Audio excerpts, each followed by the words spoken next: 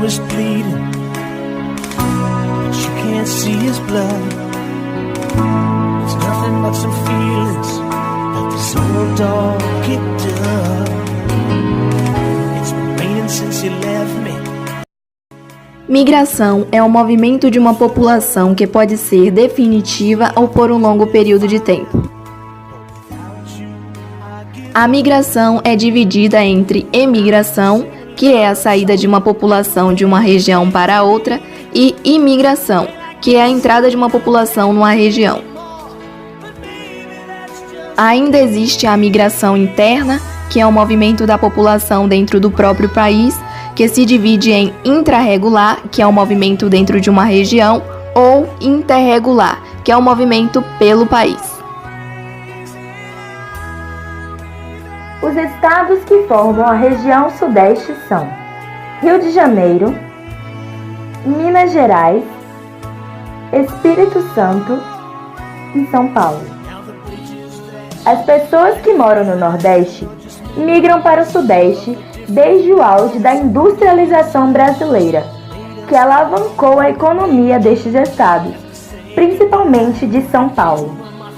Todos esses estados sofrem o grande número de imigrantes vindos de todos os lugares do mundo e, é claro, do Brasil, pois tem muitos brasileiros à procura de novas oportunidades de emprego, que só poderão encontrar na zona mais desenvolvida do país.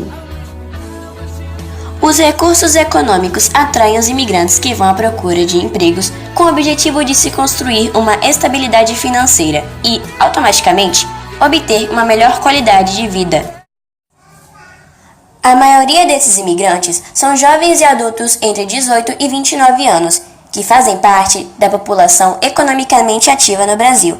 Então, não se engane achando que todo imigrante nordestino vive em situação de miséria, pois é bem pelo contrário. Muitos deles têm uma boa taxa de escolaridade e uma boa renda mensal e vão para o Sudeste para atingir novas metas. Ainda há outro motivo importante que faz a migração acontecer, que seria a seca, que impede a alta produtividade na área agrícola devido à má administração do governo nesse processo, que beneficia apenas os que já são favorecidos economicamente. Segundo o Instituto de Pesquisa Econômica Aplicada, quase 500 mil nordestinos embarcaram para o Sudeste nos últimos 5 anos, fazendo São Paulo ter 45,5% da população formada apenas por imigrantes de outros estados. Porém, um profissional da USP afirma que esse número tende a diminuir, pois os nordestinos estão começando a repensar a ideia de ir para o Sudeste, já que estão concluindo que é melhor focar numa maior especialização para conseguir um bom emprego no seu estado do que ir para outro e competir com pessoas ainda mais qualificadas. Mas é claro que não são só os imigrantes brasileiros que veem no Sudeste um bom lugar para se viver. Muitos estrangeiros querem escapar de crises políticas, falta de empregos e situações de desastres naturais em seus países, e veem no Brasil, especificamente no Sudeste, uma boa oportunidade de se ter uma vida digna. Uma boa parte desses imigrantes, tanto nordestinos como estrangeiros de outras regiões e países, são utópicos ao acharem que se irem para o Sudeste sem especialização, vão conseguir conquistar uma boa posição de trabalho. Isso pode até se tornar possível, porém é bem mais difícil. Eles acabam tendo que trabalhar como camelôs, que são trabalhadores não registrados, artistas de ruas e muitos até viram pedintes.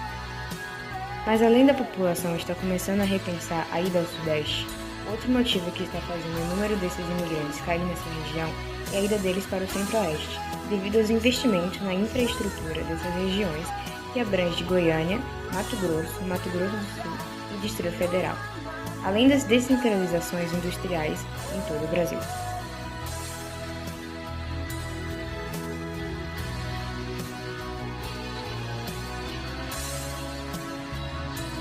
As migrações, elas são sempre movidas ou por fatores de repulsão, no caso em relação ao lugar de origem, ou por fatores de atração, no caso em relação aos lugares de destino.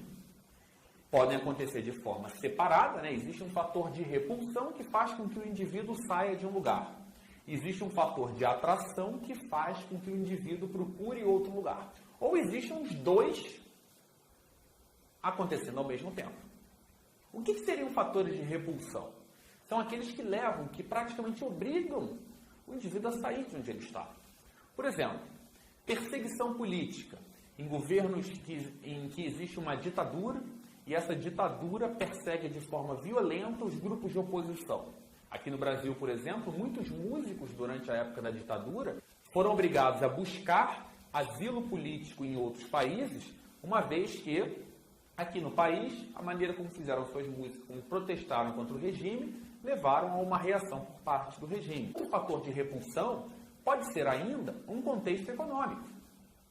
Se a gente for pensar, por exemplo, aqui no Brasil, durante a década de 80, havia um contexto econômico muito desfavorável, né? Uma crise que a gente chama de conjuntural, né? Uma crise econômica conjuntural, quer dizer, a conjuntura econômica naquele momento, ela gerava desemprego, que fez com que muita gente migrasse para outros lugares em busca de trabalho, já que aqui praticamente não havia trabalho, pelo contrário, o desemprego era crescente.